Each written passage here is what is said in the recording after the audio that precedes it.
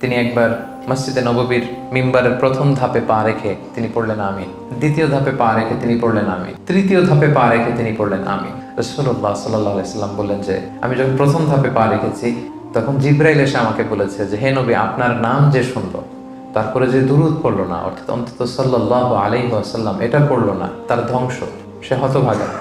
আমি পড়েছি আমিন, জিবরাইল পড়েছে আমিন, তাই আমিও পড়েছি আমিন। দ্বিতীয় ধাপে পা রাখলাম। জিবরাইল বলল যে যে ব্যক্তি মা বাবাকে বৃদ্ধ অবস্থায় পেয়ে তাদের খেদমত করার মধ্য দিয়ে জান্নাতি হতে পারলো না, তাদের উপর ধ্বংস। আমি পড়েছি আমিন।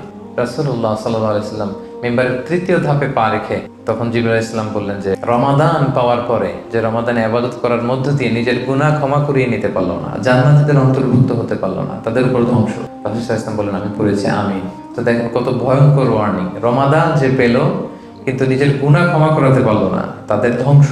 এই ধ্বংসের পক্ষে আমিন বলেছে কে?